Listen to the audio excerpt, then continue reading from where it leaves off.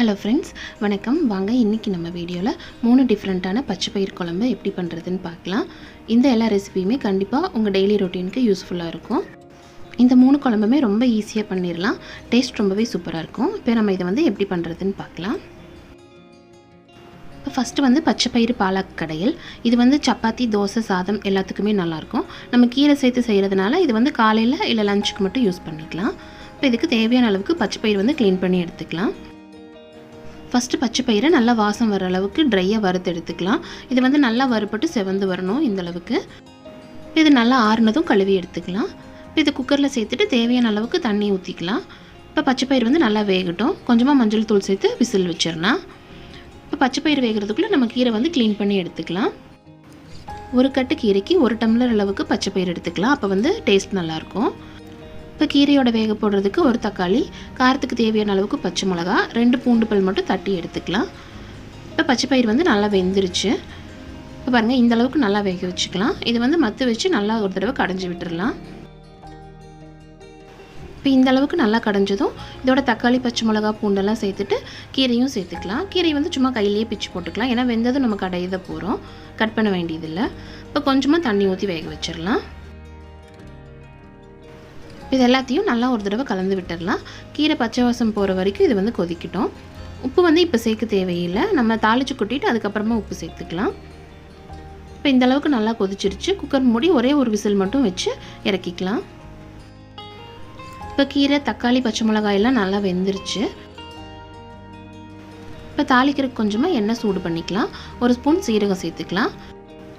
ஒரு 10-15 சின்ன வெங்காயம் இந்தளவுக்கு பொடியாக கட் பண்ணி சேர்த்துக்கலாம். ஒரே ஒரு வரமிளகா வாசனைக்காக சேர்த்துடலாம். இது கொஞ்சமாக மல்லித்தூள் ஒரு 1/2 ஸ்பூன் சேர்த்துக்கலாம். இல்லை முழு வரமல்லி சேர்க்க பிடிக்கணும், அதுவும் சேர்த்துக்கலாம். இதெல்லாமே நல்லா இந்தளவுக்கு வதங்கினதும் கீரையோடு சேர்த்துட்டு தேவையான அளவுக்கு உப்பு சேர்த்துடலாம். இது ஒரு கொதி வந்ததும் இறக்கிட்டு கடைஞ்சிக்கலாம். தண்ணியெல்லாம் வடிச்சிட்டு கீரையும், பருப்பு, வெங்காயம் இதெல்லாம் நல்லா மசிகிற அளவுக்கு கடைஞ்சிடலாம். கடைஞ்சி முடிச்சுட்டு அதுக்கப்புறமா நம்ம வடித்து வச்சுருக்கிற தண்ணியை கீரையோடு சேர்த்து கலந்துடலாம். அவ்வளோதான், சூப்பராக ரெடி ஆயிடுச்சு. இது தோசை, சப்பாத்தி, சாதம் எல்லாத்துக்குமே ரொம்ப சூப்பராக இருக்கும். இது கடைஞ்சி முடிச்சுட்டு இதோட ஒரு ஸ்பூன் தேங்காய் எண்ணெய் ஊற்றி கலந்து வச்சிடலாம். நல்லா வாசனையாக இருக்கும். நல்லா டேஸ்டியான ஹெல்த்தியான பச்சை பயிறு பாலக் கடayal ரெடி ஆயிடுச்சு. கண்டிப்பாக ட்ரை பண்ணி பாருங்கள். இப்போ அடுத்தது பச்சை பயிறு கத்திரிக்காய் குழம்பு.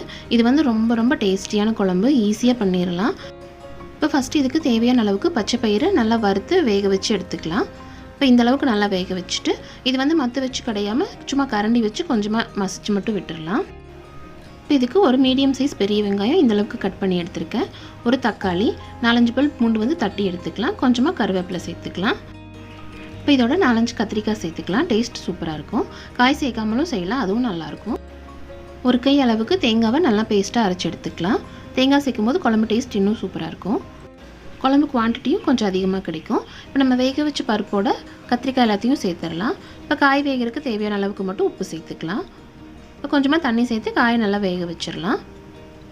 இதோட கொஞ்சமாக மஞ்சள் தூள் சேர்த்து எல்லாத்தையும் நல்லா ஒரு தடவை கலந்து விட்டுடலாம். இப்போ காய் வேகிட்டும், நம்ம வெங்காயம், தக்காளி எல்லாம் வதக்கிடலாம். இப்போ எண்ணெய் சூடானதும் ஃபஸ்ட்டு பூண்டு சேர்த்து நல்லா மணம் வர அளவுக்கு வதக்கிடலாம். இப்போ வெங்காயம் சேர்த்துட்டு வெங்காயம் ஓரளவுக்கு நல்லா வதங்கினதும் தக்காளி சேர்த்துடலாம். தக்காளி நல்லா மசிஞ்சு வர அளவுக்கு வதக்கிடலாம். இப்போ இந்த அளவுக்கு நல்லா வதங்கினதும் குழம்போடு சேர்த்துக்கலாம். இந்த குழம்புக்கு புளி சேர்க்க தேவையில்லை, தக்காளியோட புளிப்பே சரியாக இருக்கும். இப்போ இதில் காரத்துக்கு தேவையான அளவுக்கு குழம்பு மிளகாய் தூள் சேர்த்துடலாம். இப்போ இதோட நம்ம அரைச்சி வச்சுருக்கிற தேங்காய் பேஸ்ட்டு சேர்த்துடலாம். இப்போ குழம்புக்கு தேவையான அளவுக்கு உப்பு சேர்த்துட்டு நல்லா ஒரு தடவை கலந்து விட்டுடலாம். இப்போ குழம்பு ஒரு கொதி வந்ததும் கொஞ்சமாக மல்லித்தலை சேர்த்துட்டு குக்கர் மூடி ஒரே ஒரு விசில் வச்சு இறக்கிக்கலாம். சூப்பரான வாசனையோட குழம்பு ரெடி ஆயிடுச்சு. இப்போ குழம்பு தாளிச்சிக்கலாம். இப்போ எண்ணெய் சூடானதும் ஒரு ஸ்பூன் கடுகு சேர்த்துடலாம். அதோட ஒரு ஸ்பூன் சீரகம், கொஞ்சமாக கருவேப்பிலை சேர்த்துக்கலாம். இப்போ இதெல்லாம் நல்லா பொரிஞ்சதும் ஒரே ஒரு வரமிளகாய் சேர்த்துட்டு நல்லா வதக்கிடலாம். இது நல்லா மணம் வர அளவுக்கு வதங்கினதும் குழம்போடு சேர்த்து நல்லா கலந்து விட்டுடலாம். சூப்பரான பச்சை பயிறு கத்திரிக்காய் குழம்பு ரெடி ஆயிடுச்சு. கண்டிப்பாக இந்த குழம்பு ட்ரை பண்ணி பாருங்கள். ரொம்ப ரொம்ப டேஸ்ட்டாக இருக்கும். சாப்பாடு, தோசை, சப்பாத்தி எல்லாத்துக்குமே சூப்பரான காம்பினேஷனாக இருக்கும். கண்டிப்பாக ட்ரை பண்ணி பாருங்கள். இப்போ அடுத்தது பச்சை பயிர் மசாலா கிரேவி எப்படி பண்ணுறதுன்னு பார்க்கலாம். இந்த கிரேவி டேஸ்ட் ரொம்பவே சூப்பராக இருக்கும். சப்பாத்தி, பூரிக்கெல்லாம் நல்ல காம்பினேஷனாக இருக்கும். சாதத்துக்கும் நல்லாயிருக்கும். இப்போ நம்ம இதை எப்படி பண்ணுறதுன்னு பார்க்கலாம். இப்போ இதுக்கு தேவையான அளவுக்கு பச்சை பயிறு நல்லா வறுத்துட்டு வேக வச்சு எடுத்துக்கலாம். வெங்காயம் தக்காளி சம அளவு எடுத்துக்கலாம், அப்போ தான் டேஸ்ட் நல்லாயிருக்கும். ஃப்ளேவருக்காக ஒரே ஒரு பச்சை மிளகாய் சேர்த்துக்கலாம். இது எல்லாத்தையும் ரஃபாக கட் பண்ணிவிட்டு மிக்ஸி ஜாரில் சேர்த்து இந்த அளவுக்கு நல்லா பேஸ்ட்டாக அரைச்சி எடுத்துக்கலாம். அளவு எல்லாமே டிஸ்கிரிப்ஷனில் இருக்குது, கண்டிப்பாக செக் பண்ணி பாருங்கள். இப்போ கிரேவி தாளிக்கிறதுக்கு ஒரு பட்டை, ஒரு கிராம்பு, ஒரு ஏலக்காய் சேர்த்துடலாம். அதோட ஒரே ஒரு பிரிஞ்சி இலை சேர்த்துக்கலாம். இதெல்லாம் நல்லா வதங்கினதும் 1 ஸ்பூன் அளவுக்கு இஞ்சி பூண்டு பேஸ்ட்டு எண்ணெயிலேயே சேர்த்து வதக்கிடலாம், பச்சை வாசம் போட்டோம். இப்போ இந்த அளவுக்கு நல்லா வதங்கினதும் நம்ம அரைச்சி வச்சுருக்கிற வெங்காயம் தக்காளி பேஸ்ட்டு சேர்த்துடலாம். பச்சை மிளகாய் ஃப்ளேவருக்காக ஒன்று சேர்த்துனா போதும், ஏன்னா நம்ம காரத்துக்கு மிளகாய் தூளும் சேர்க்க போகிறோம். இப்போ இதில் தேவையான அளவுக்கு மிளகாய் தூள் சேர்த்துக்கலாம். 1/2 ஸ்பூன் மல்லித்தூள் சேர்த்துக்கலாம், 1/2 ஸ்பூன் சீரகத்தூள், கொஞ்சமாக மஞ்சள் தூள் சேர்த்துடலாம். இப்போ கிரேவிக்கு தேவையான அளவுக்கு உப்பு சேர்த்துக்கலாம். இது எல்லாத்தையும் நல்லா கலந்து விட்டுட்டு பச்சை வாசம் போகிற அளவுக்கு கொதிக்க விட்டுடலாம். இப்போ இதோட கொஞ்சமாக தண்ணி சேர்த்து கொதிக்க வச்சிடலாம். இது நல்லா பச்சை வாசம் போகட்டும். இதோட கொஞ்சமாக தேங்காய், ஒரு 4-5 பீஸ் முந்திரி பருப்பு எடுத்துக்கலாம். இது வந்து நல்லா பேஸ்ட்டாக அரைச்சிக்கலாம். இது வந்து ஒரு டேஸ்ட்டுக்காக தான், வேணுன்னா சேர்த்துக்கலாம், இல்லைன்னா ஸ்கிப் பண்ணிக்கலாம். இப்போ வெங்காயம் தக்காளியெல்லாம் நல்லா கொதித்து பச்சை வாசம் போயிடுச்சு. இப்போ இதோட நம்ம வேக வச்சு வச்சுருக்கிற பச்சை பயிறு சேர்த்துடலாம். இப்போ இது எல்லாத்தையும் நல்லா கலந்து விட்டுடலாம்.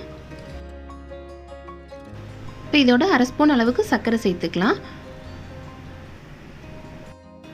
இதெல்லாம் நல்லா கலந்து விட்டுட்டு ஒரே ஒரு கொதி வந்ததும் நம்ம அரைச்சி வச்சுருக்கிற தேங்காய் முந்திரி பேஸ்ட்டு சேர்த்துடலாம்.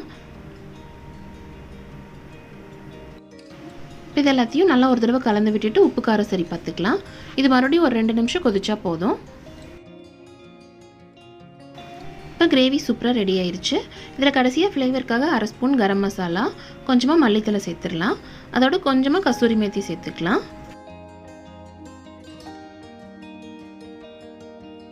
இப்போ கடைசியாக இதோட 1 ஸ்பூன் பட்டர் சேர்த்து அப்படியே மூடி வச்சிடலாம். இது வந்து சன்னா மசாலா டேஸ்ட்டில் சூப்பராக இருக்கும். இப்போ வந்து இதை நம்ம சப்பாத்தியோட சர்வ் பண்ணிடலாம். நல்லா ஹெல்த்தியான டேஸ்டியான 3 டிஃப்ரெண்ட்டான பச்சை பயிறு ரெசிபி ட்ரை பண்ணியிருக்கோம். கண்டிப்பாக இந்த 3 ரெசிபியுமே ட்ரை பண்ணி பார்த்துட்டு எப்படி இருந்துச்சுன்ட்டு கமெண்ட்டில் சொல்லுங்கள். இந்த வீடியோ பிடிச்சிருந்தா லைக் பண்ணுங்கள், உங்கள் ஃப்ரெண்ட்ஸ் அண்ட் ஃபேமிலிக்கு ஷேர் பண்ணுங்கள், மறக்காமல் நம்ம சேனலை சப்ஸ்கிரைப் பண்ணுங்கள். தேங்க்யூ.